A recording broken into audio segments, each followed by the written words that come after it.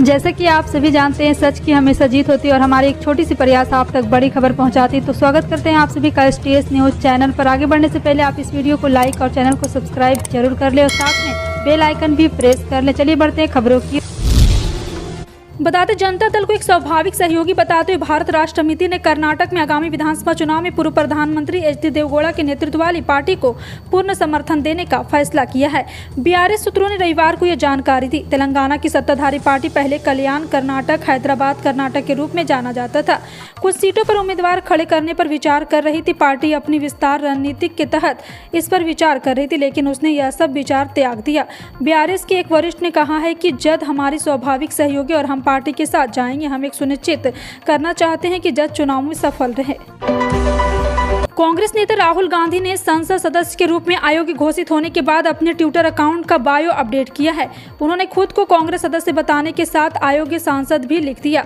कर्नाटक में 2019 के लोकसभा चुनाव से पहले एक चुनावी रैली में उपनाम मोदी का उपयोग करते हुए राहुल गांधी ने एक टिप्पणी की थी।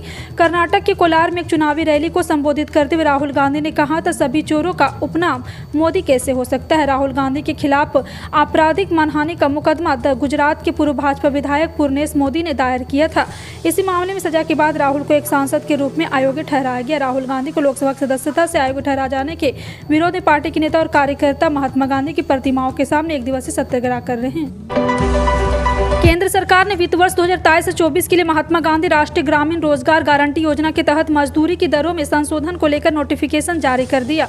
इसमें कहा गया कि सबसे ज्यादा मजदूरी 357 रुपये हरियाणा और सबसे कम मजदूरी 221 रुपये प्रतिदिन के हिसाब से मध्य प्रदेश और छत्तीसगढ़ में दी जा रही है। केंद्रीय ग्रामीण विकास मंत्रालय ने 24 मार्च को महात्मा गांधी राष्ट्रीय ग्रामीण रोजगार गारंटी योजना के तहत मजदूरी की दरों में बदलाव की अधिसूचना जारी की। उत्तर प्रदेश मिशन 2024 में नरेंद्र मोदी के चुनावी रथ को आगे ले जाने वाले सिपाह सलारों की घोषणा आखिर कर दी गई। काफी समय से नई टीम की सूची का इंतजार हो रहा था। प्रदेश अध्यक्ष भूपेंद्र सिंह चौधरी की नई टीम में जहां कई पुराने चेहरों को अभी बनाए रखा गया, वहीं एक पद के सिद्धांत पर अमल करते हुए ड्रॉप किया गया है। प्रदेश महामंत्री JPS राठौर, प्रदेश उपाध्यक्ष अरविंद कुमार शर्मा, प्रदेश मंत्री दयाशंकर को नई टीम के ड्रॉप किया गया है। पश्चिम बंगाल की ममता सरकार 1 अप्रैल से दुआरे सरकार कैंपेन शुरू करने जा रही है। इसी को लेकर सरकार की ओर से अफसरों को सख्त हिदायत दी गई कि दुआरे सरकार शिविर में अगर किसी भी तरह की अनियमितता पाई जाती है तो संबंधित के खिलाफ कड़ी कार्रवाई की जाएगी। एजेंसी के मुताबिक एक आधिकारिक बयान में कहा गया कि दुआरे सरकार कैंपेन को लेकर शनिवार को एक बैठक हुई थी। इसकी अध्यक्षता करते हुए मुख्य सचिव HK द्विवेदी ने कार्यक्रम को सफल बनाने के लिए सभी जिलों में कंट्रोल रूम खोलने के निर्देश दिए हैं। कर्नाटक विधानसभा चुनाव में मुस्लिम आरक्षण बड़ा मुद्दा बनता जा रहा। भाजपा शासित राज्य सरकार ने जहां मुसलमानों को मिलने वाले 4% आरक्षण को खत्म कर दिया, वहीं कांग्रेस को सत्ता में आने पर इसे बहाल करने का वादा किया है। कांग्रेस और कर्नाटक प्रदेश कांग्रेस कमेटी के अध्यक्ष DK शिवकुमार ने आरक्षण को लेकर कहा, वे सोचते हैं कि आरक्षण को संपत्ति की तरह बांटा जा सकता है, मगर यह संपत्ति नहीं, यह अधिकार है। हम नहीं चाहते कि उनका 4% खत्म हो और किसी भी बड़े समुदाय को दे दिया जाए। सोने चांदी की बात करें तो आज सोने और चांदी की कीमत में उतार चढ़ाव देखने को मिला है। भारत में 22 कैरेट 10 ग्राम सोने की कीमत 54,950 रुपये है। पिछले दिन कीमत 54,150 थी, यानी कीमतें कम हुई। वहीं 24 कैरेट सोने की कीमत 59,990 रुपये प्रति 10 ग्राम है। बीते दिन 24 कैरेट सोने की कीमत 60,150 रुपये थी। आज कीमतें कम हुई है। 22 कैरेट सोने की 10 ग्राम लगातार बढ़ता जा रहा है। चांदी के भाव में आज बदलाव हुआ है। आज 1 किलो चांदी का भाव 73,300 रुपये है, जबकि कल यह भाव 72,600 रुपये प्रति किलो था। किसानों की आय बढ़ाने के लिए अब उन्हें ग्रामीण व्यवसाय के साथ जोड़ा जा रहा है। गांव में किसानों को अब फूड प्रोसेसिंग से लेकर पैक हाउस प्लांट बनाने के लिए लगातार प्रोत्साहित किया जा रहा है। इसी कड़ी में हरियाणा सरकार फल, सब्जी समेत अन्य बागवानी फसलों को स्टोर करने के लिए पैक हाउस खोलने का ऑफर दे रही है। हरियाणा सरकार ने राज्य में 50 पैक हाउस खोलने की प्लानिंग की। इसके लिए किसानों से आवेदन भी मांग लिए गए हैं। माना जा रहा है कि पैक हाउस खोलने में किसानों की आय में तगड़ा इजाफा होगा। पैक हाउस के सहारे फल, सब्जी जैसे हल्दी, खराब होने वाले उत्पादों की सुरक्षित ढंग से पैकिंग कर उन्हें स्टोर किया जा सकता है। रूस ने यूक्रेन के कई ठिकानों पर विध्वंस का प्रहार किया है। रूसी सेना ने टैंकों से यूक्रेनी सेना के सैन्य अड्डों को दहलाया है। ये यूक्रेन पर रूस की साउथ मिलिट्री डिस्ट्रिक्ट का बड़ा एक्शन माना जा रहा है। यूक्रेनी ठिकानों पर हमलों का रशियन डिफेंस ने वीडियो जारी किया। वहीं क्रीमिया के पास रूसी फौज का बड़ा अटैक देखने को मिला है। रूसी फौज ने क्रीमिया में कई यूक्रेनी ठिकानों पर निशाना बनाया। रूस की 331वीं एयरबोर्न रेजिमेंट ने यूक्रेन के खिलाफ ये हमला किया है। पंजाब के मुख्यमंत्री भगवंत मान ने रविवार को बेमौसम बरसात से प्रभावित इलाकों का दौरा किया। साथ ही प्राकृतिक आपदा पर पंजाब सरकार ने मुआवजे का ऐलान किया। सीएम मान ने कहा है कि 75 से 100% नुकसान वाले किसानों को 15,000 रुपये प्रति एकड़ मुआवजा देगी। वहीं 33 से 75 नुकसान वाले किसानों को 6,750 रुपये मुआवजा देगी सरकार।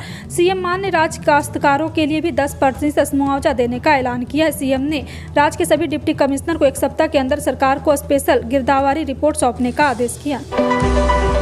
केंद्रीय मंत्री अनुराग ठाकुर ने रविवार को हिमाचल प्रदेश के धर्मशाला हवाई अड्डे के विस्तार की पुरजोर वकालत की ताकि क्षेत्र को सीधा और निर्बाध संपर्क मुहैया कराया जा सके। उन्होंने नागरिक उड्डयन मंत्री ज्योतिरादित्य सिंधिया और नागरिक उड्डयन राज्य मंत्री वीके सिंह के साथ पहली धर्मशाला इंडिगो उड़ान को हरी झंडी दिखाकर यह मांग की। ठाकुर ने कहा कि वर्तमान में हिमाचल जाने वाले यात्रियों को दिल्ली के माध्यम से जाना पड़ता है और फिर कनेक्टिंग उड़ानों में सवार होना पड़ता है, क्योंकि राज्य के छोटे हवाई अड्डे बड़े विमानों को संभालने में असमर्थ हैं। भारतीय अंतरिक्ष अनुसंधान संगठन के सबसे भारी रॉकेट LVM-3 की ब्रिटेन स्थित संचारी कंपनी वनवेव के 36 उपग्रहों के साथ रविवार को प्रक्षेपित किया गया। इसी के साथ ही वैज्ञानिक को बड़ी कामयाबी हासिल हुई, क्योंकि इसी तरह के रॉकेट का इस्तेमाल मनुष्य के अंतरिक्ष में पहुंचाने के महत्वाकांक्षी गगनयान मिशन के लिए किया जाएगा। इसरो प्रमुख एस सोमनाथ ने रविवार को बताया कि LVM-3 रॉकेट में गगनयान मिशन के लिए आवश्यक लॉन्च के समान S-200 मोटर लगी है।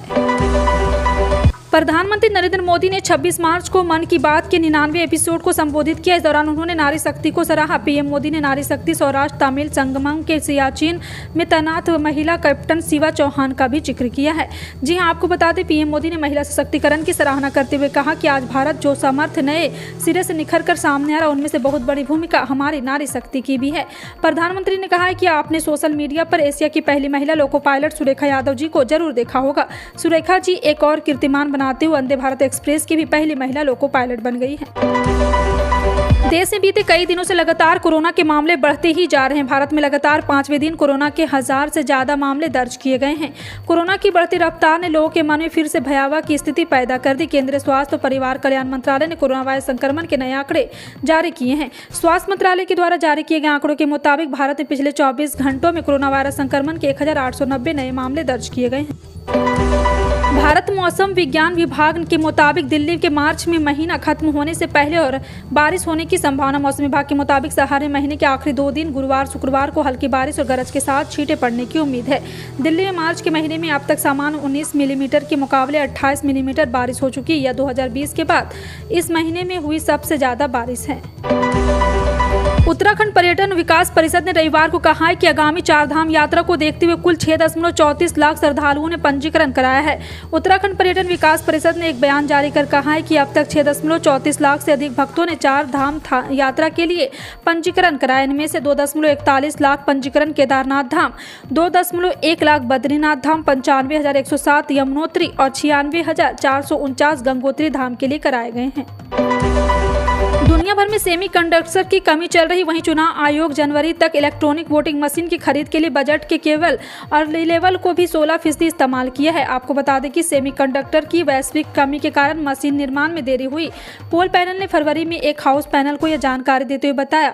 चुनाव आयोग ने कार्मिक लोक शिकायत कानून और न्याय पर संसदीय स्थायी समिति को सूचित किया है। वह 31 मार्च को वित्तीय वर्ष के अंत तक ईवीएम खरीद के लिए पूरे 1,500 करोड़ रुपये का उपयोग करने में सक्षम होगा।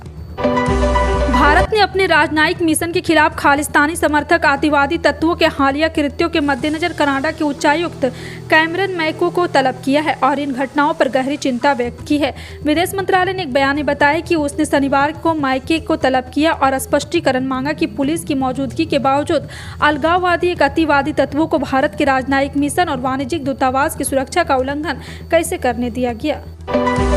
बिहार का सबसे बड़ा सियासी कुनबा भ्रष्टाचार के मामले में घिरा हुआ है। राजद सुप्रीमो लालू यादव और उनके बेटे तेजस्वी यादव के साथ मीसा भारती भी लपेटे में है।